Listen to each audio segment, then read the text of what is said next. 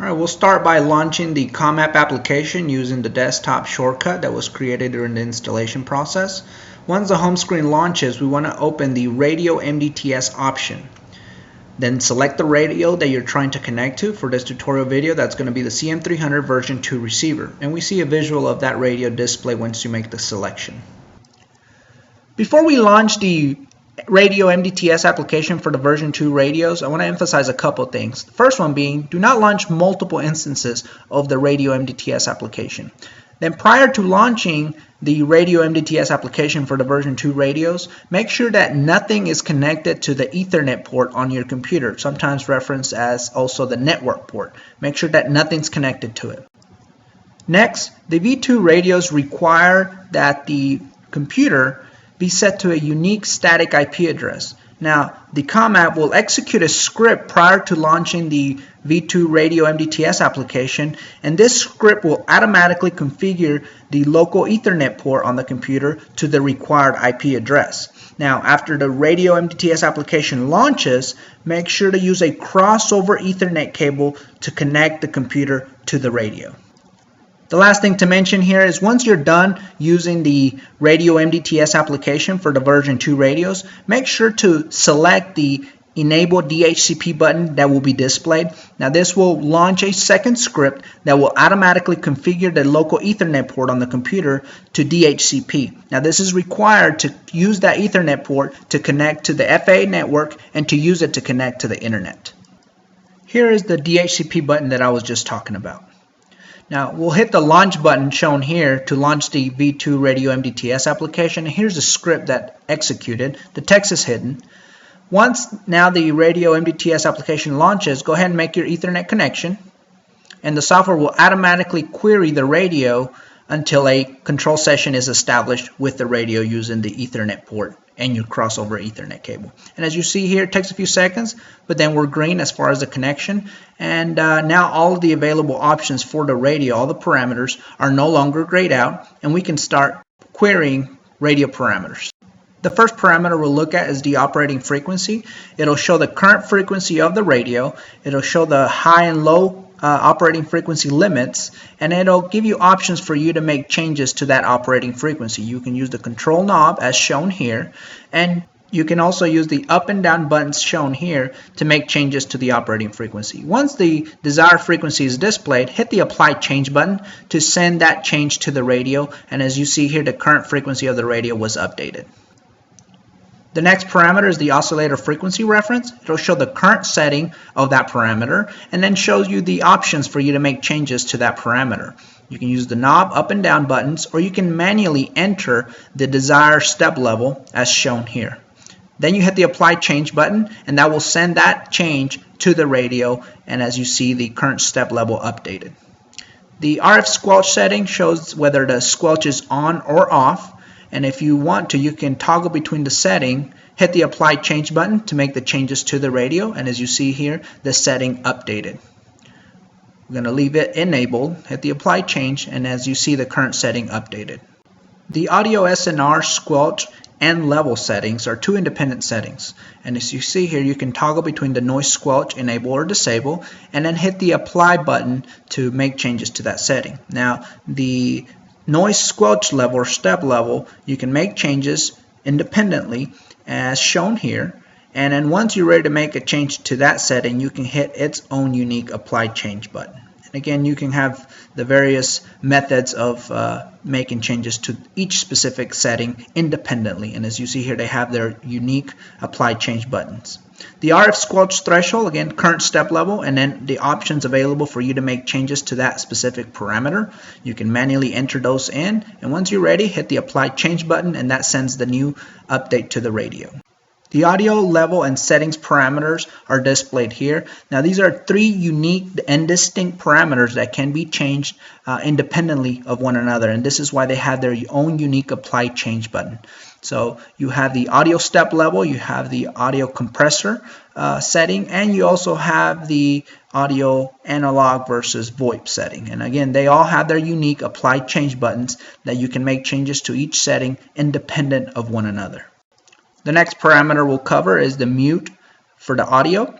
And now this parameter shows the current setting here, and you can toggle the setting of this parameter, and you see that as when you hit the apply change button, it updates that setting on the radio. The mute level and mute delays are displayed here. Shows the current settings, and if you wanted to make changes to those settings, again, these are two independent settings that have their unique apply change button, so you can make changes to these parameters independently. The next parameter we're going to cover is the low and high tunable frequency limits. Now this only applies to VHF receivers. If you connect it to a UHF receiver, this will be grayed out. But here you can make changes to the upper and the lower frequency limits that the radio will be allowed to be tuned to, and you can change those independently from one another. Next, the software and firmware. This allows you to query all the software that's loaded on the radio, and the one that you're probably most interested in is the firmware. Other parameters like the serial number, in-service time can also be queried from the radio. And critical parameters, you can do a retrieve summary, and it gives you an overview of all of the parameters currently on the radio. This could be used for troubleshooting purposes. It has a C bit that you can initiate as shown here, and once you click and release, it gives you a summary of the results in the results window shown here. The radio config summary allows you to retrieve a summary of every single parameter available to be queried from the radio, and instead of going to each individual parameter, this is a way for you to query everything that's currently set on the radio and be able to view it from a single summary screen as shown here. Next, we'll look at the retrieve event log option. This allows you to retrieve the event log on the radio. So anything that gets logged internal to the radio, we will be able to retrieve it using this option. And this can be used for troubleshooting purposes and to look at maybe any faults or errors that have been logged on the radio over time. And as you see here, it'll query anything that's been, any changes made to the radio will be logged here. The last one that we did here was changing the mute, so that's what's there.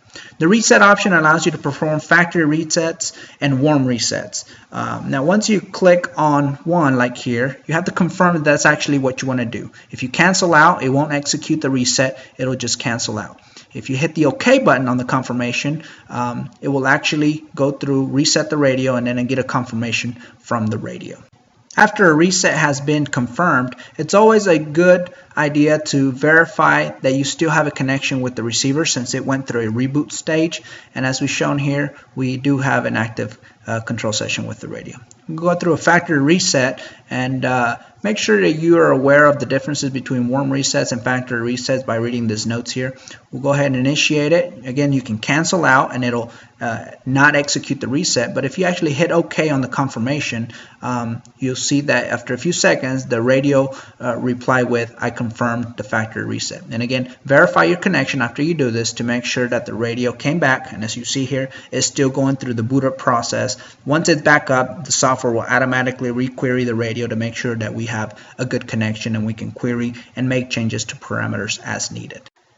This next option, the defaults, is a very unique feature of this software. It allows you to set all of the required parameters per the latest notice of associated with the V2 radios from a single upload. And again, when you click apply all defaults, you have to confirm that you actually want to upload all these defaults to the radio, otherwise it just cancels out. But if you hit OK on the confirmation, it'll upload all of these required settings per the latest notice to the radio through a single click. The radio configuration option allows you to query parameters that are applicable to the performance of the radio, and also parameters that are required per the latest notice associated with the V2 radios. So you can get a summary of everything that's been applied to the radio and that is currently set on the radio. If you go to tab 2 or page 2, you can actually save those configuration settings to a file on the laptop. Now, the step 1 on this option allows you to enter a unique name for this file that's going to be written. I'm going to put demo testing here. Step 2 has me click on the save button, and once it's saved, you can review all the parameters that were written to a file on the computer. One thing that's important to note is that you should avoid using special characters such as the ones I'm entering here on the file name, because if you use special characters, the file will not be written to the computer because of the characters that were used as part of the file name. So if you enter any special characters, the file will not be written to the computer. And the way to note whether it was successfully written or not is when you hit the save button, this screen will be blank because nothing was written, nothing was saved. So to avoid that, do not use special characters, just use letters and numbers. And I'm going to delete the ones I've entered here. And now that when I hit the save button, you'll see that it was able to write to the computer, to a file, and actually read those from that file and display them here.